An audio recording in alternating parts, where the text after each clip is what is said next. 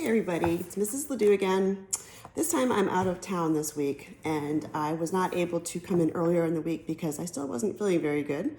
So you're gonna have to deal with me on video once again. Next week, I really do plan to come in and meet you in person because I really miss you.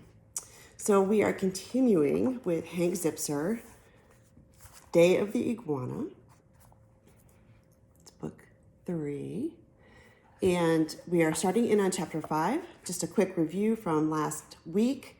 Hank and Magic 3 crew had a chance to have a paying magic show at Hank's little cousin's house. He has twin cousins. They are 3 years old. What could go wrong? Chapter 5. Here is the picture.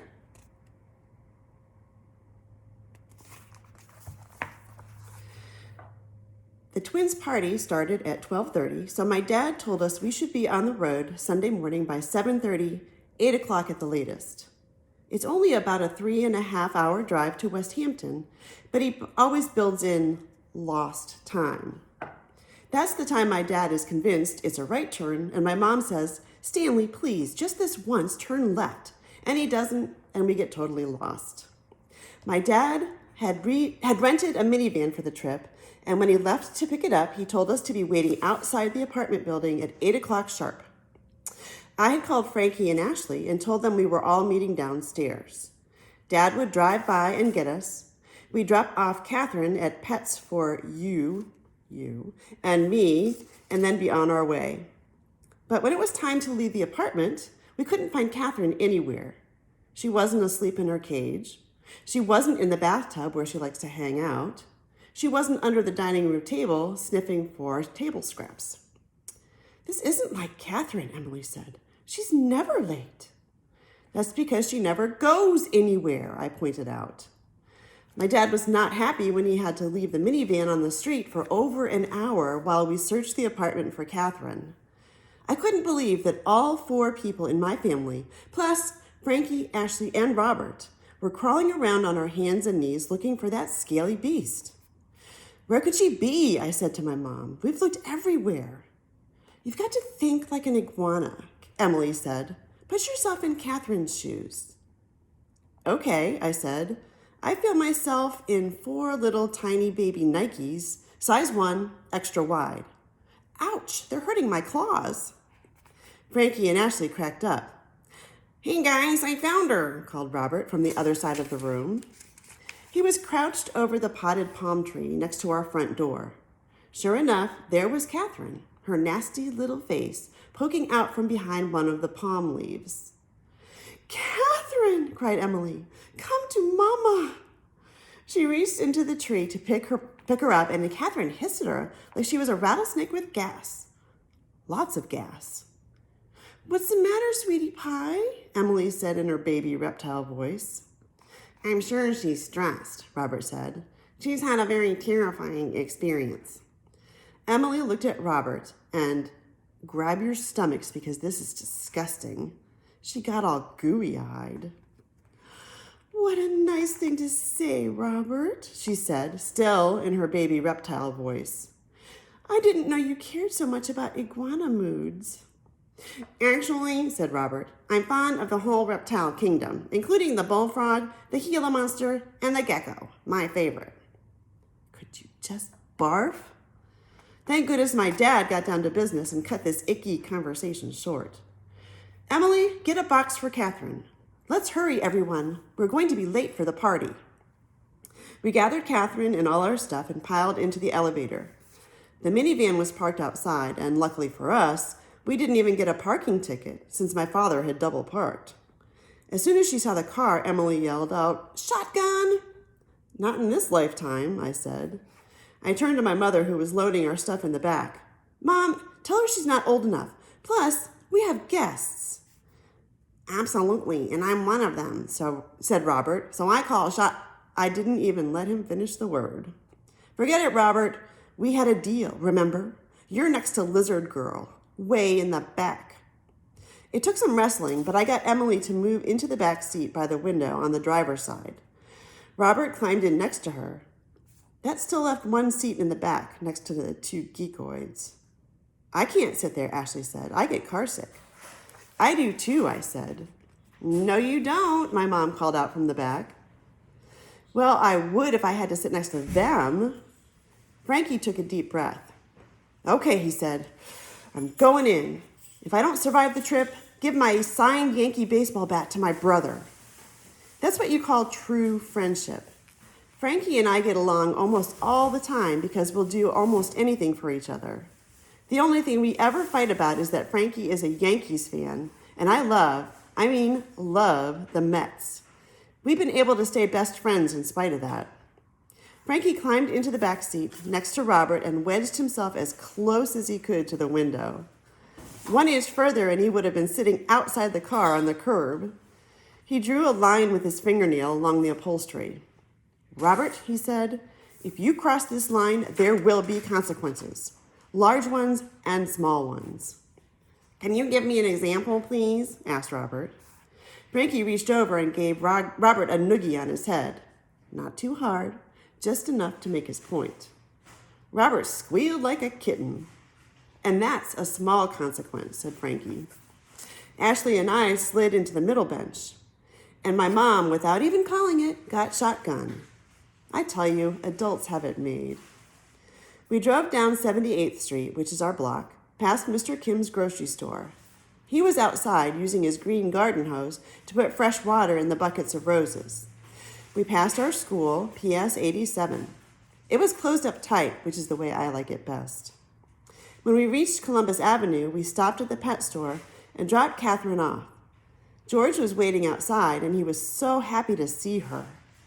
Mr. Furry and Ms. Scaly. We drove through Central Park. Lots of people were out walking their dogs. I saw a dachshund that looked just like Cheerio, except he was dressed in a plaid overcoat with 4 little red boots. Once, on Halloween, we put a sailor hat on Cheerio. He didn't like that, and he started doing his spinning thing. That time, he spun around so fast that the sailor hat flew off his head and landed directly on top of my dad's head. It was amazing.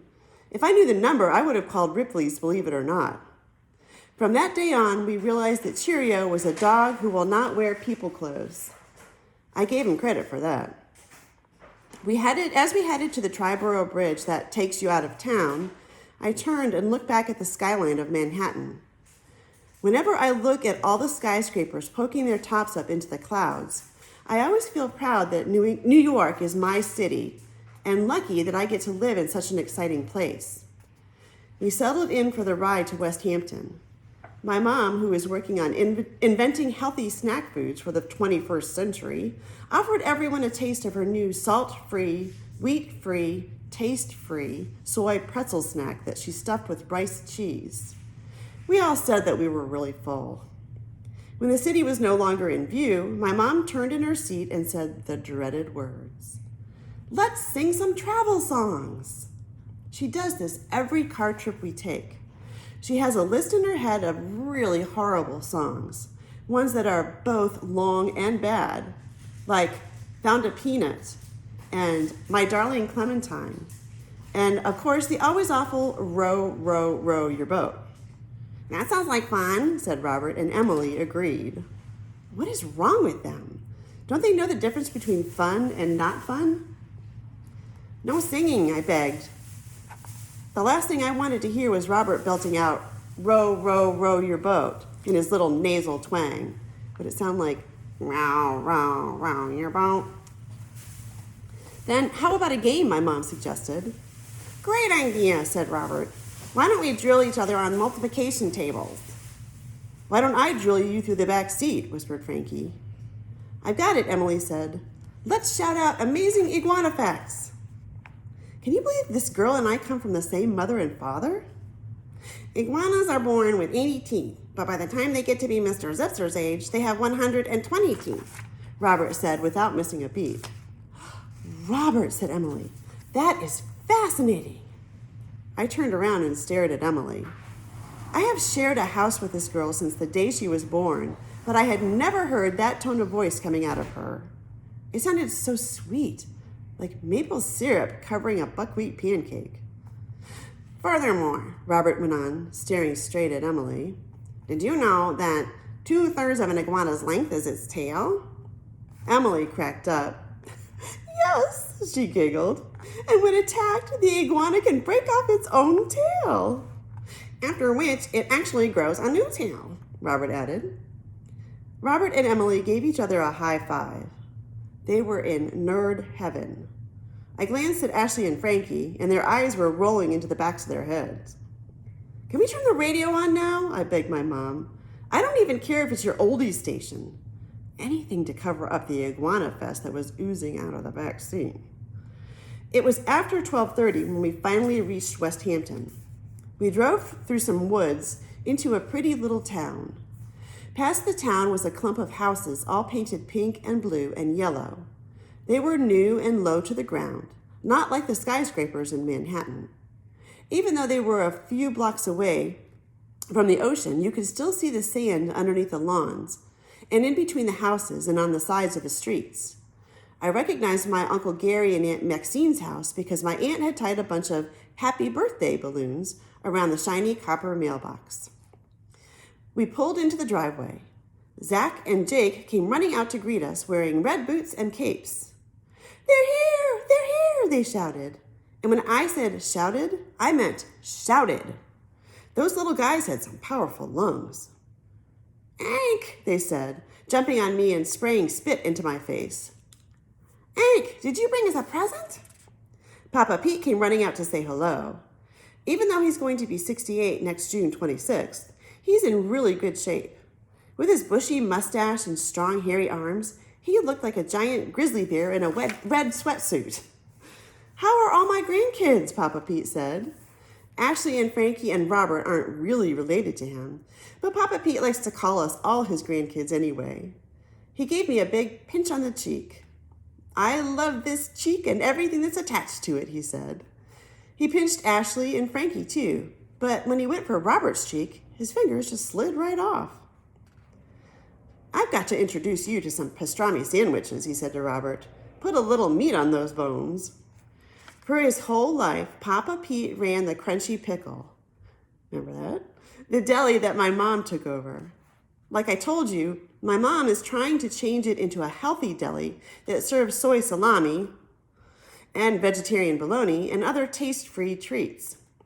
But when Papa Pete was making the sandwiches, people said they were the best in town. Who are you? Zach said to Frankie, pointing a chocolate-covered finger right up at Frankie's face. I'm Frankie, little dude. Nice to meet you. What's so nice about it? Zach said. Ashley stepped up to help. Nice to meet you is something you say when you meet a new friend, she explained to Zach. It's good manners. I don't have good manners, Zach said. Me either, Jake said. That was pretty obvious, I thought. Maybe I should change the subject, I decided. Hey, are you guys ready for a great magic show? I said, giving them my best smile, the one where I show my top and bottom teeth. I hate magic, cried Jake. Yeah, me too, screamed Zach. It stinks, said Jake. Yeah, stinks, said Zach. Zach gave me a swift kick in the leg. Jake bit me on the hand. That was my first clue that it was going to be a very long afternoon. And chapter 6 is right here.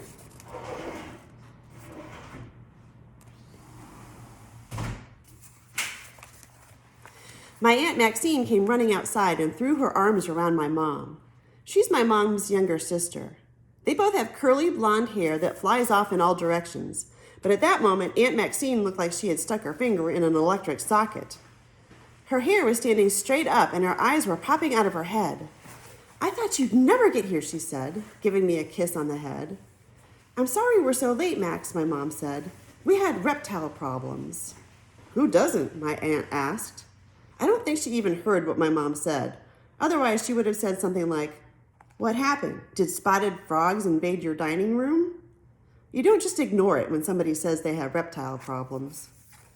Aunt Maxine, I'd like to introduce you to Magic 3, I said, pointing to Ashley and Frankie. +1, I added, when Robert stuck his face in front of her. There's no extra charge for him. Come inside quickly, Aunt Maxine said. We need entertainment. The kids are going crazy. How many are in there? Frankie asked nervously. 17, but it feels like 109, Aunt Maxine answered. They got into the M&Ms, the entire jumbo bag, and they're pretty sugared up. Maybe we should raise our fee, whispered Ashley. It's my family, I whispered back. We can't ask for more.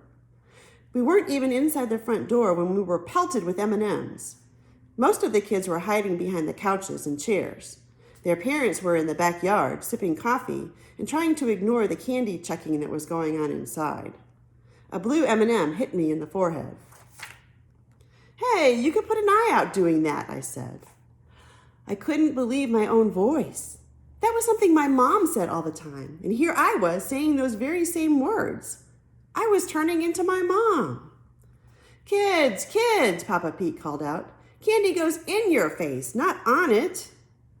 Cousin Hank and his friends have come all the way here to put on a magic show for you, said Aunt Maxine. Won't that be fun? The answer came in a hailstorm of M&Ms. Papa Pete whispered to us, I think you better start the show right away. The audience is restless. Okay, I said. Not so fast, Zip, said Frankie, grabbing my arm. You better find the VCR first. I will, I said. Don't worry about it. Frankie looked at his watch. The mutant moth that ate Toledo starts in 10 minutes, he said. We have to set up the tape before we begin the show. Ashley could hear the nervous tone in Frankie's voice. I tell you what, she said. Frankie and I will set up for the show, and Hank, you find the VCR. Okay, Hank? No problem, I said. I could see Frankie relax. Ashley Wong is a great stress buster. Aunt Maxine, where's Uncle Gary? I asked. He's right there, she said. I turned to a corner of the room and saw a guy in floppy shoes and a clown wig trying to make balloon animals. His clown lipstick was all smeared all over his face. His red clown nose, which was attached by a rubber band, was sitting on his forehead so he could blow into the balloons.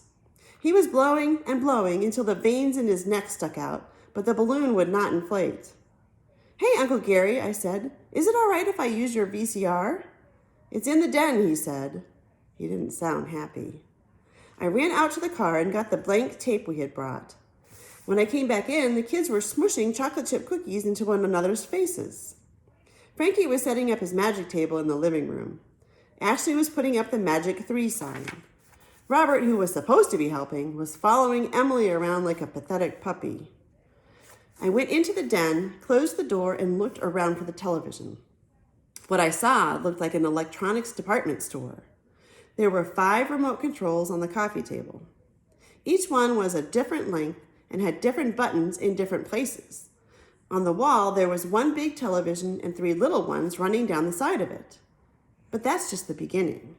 There was also a CD player, a DVD player, a CD that recorded the DVD, a PlayStation 1, a PlayStation 2, and an empty space next to that. I guess that was just waiting for PlayStation 3, which in this time, it would be waiting for PlayStation 5. I looked at all the equipment, and if you had offered me $1 zillion, I couldn't have told you which machine I should put the tape in. The entire cabinet was filled with lights. Red ones, green ones, white ones, blinking ones, flashing ones, steady ones. Digital numbers changing constantly on dials that looked like the instrument panel of a fighter jet. I stared at all the lights and numbers. They were like a magnet for my eyes. I couldn't stop looking at them, but I couldn't really see them either. They were just a big blur. Come on, Hank, focus. You can't stand here and look at the pretty lights. Frankie is counting on you. You promised. I jumped up and down on one foot, trying to shake my brain into action. The numbers and lights were all there like they were laughing at me, daring me to read them. I know what to do. I squinched up my face and closed my eyes really tight, then opened up really wide. There, that would do it. Everything would be crystal clear now. I wish. When I opened my eyes, everything looked just like it did before. I walked up to the machines and started poking them to find the one that had a flap that would open for the tape to slide in. I got it on the 3rd machine. Good deal. This wasn't going to be so hard. I was in business. As I slid the tape in, the machine ate it like I eat a cheeseburger. Now I just had to turn on the TV and tape the movie. Easy. No problem. Uh-oh. Major problem. I flicked on the television and went to channel 48, but it wasn't the same channel 48 that we get at home. In fact, none of the channels were the same as ours. I surfed around and didn't even recognize half the shows that were on. My aunt and uncle must have 500 channels. I opened the door and stepped out into the hall. I thought that if I could find Frankie, he'd help me figure out the channel where the movie was playing. Frankie wasn't in the hall, but one of the 3-year-old boys was. "I want to see a dinosaur on TV," he said, trying to push his way into the den. "I just talked to Mr. Dinosaur," I said, "and he told me that all the dinosaurs are napping right now, so you have to come back later when they wake up. But, bye-bye, so long, ta-ta for now, later, dude," I said, as I slipped back inside the door and waited until I heard his footsteps fade away down the hall. What now? Breathe. Breathe fast. The clock is ticking. I picked up another remote and studied the front of it. There was a button that said information. That's what I needed, information, such as what channel the movie was on. I pushed the button. Great news! The screen showed a program guide that listed all the programs and what channel they were on. Bad news! The information was rolling by at a pace only a speed reader could follow. I tried to read the words, and I caught some of them. Tennis, cooking with... It went by too fast. And there it was, the mutant moth that ate Toledo. It came on at the bottom. Next to it was a description of the movie, and by the time I got to the column with what channel it was on, it was gone, disappeared into the top of the screen. "Hank, get out here," Ashley called from down the hall. "Your aunt says we have to start the show right now." What channel was it? 36, right. I'm sure that was the channel number I saw. I got the remote and programmed in 36. I pushed the record now button. The red record light came on, and I felt a great sense of victory. I was the king of these machines. They had tried to get me, but in the end, they couldn't touch me. I am the machine master. The door flew open, and Jake came running in. Or maybe it was Zach. I couldn't tell them apart. "Why are you in here?" he hollered. "I'm going to tell my daddy." "Your daddy already knows," I said. "Come on, let's go do some magic." "I hate magic." "Yeah, I know," I said. "Come on, I'll race you." He kicked me and ran out of the room. Oh, right, now I knew. It was Zach. Jake bites, Zach kicks. I've got to remember that. And that is the end of our reading session today. Next week, little teaser, we'll start chapter 7. And I hope and pray that I will be able to be with you in person. I hope you have a wonderful weekend and try to stay out of the cold. And God bless. Bye-bye.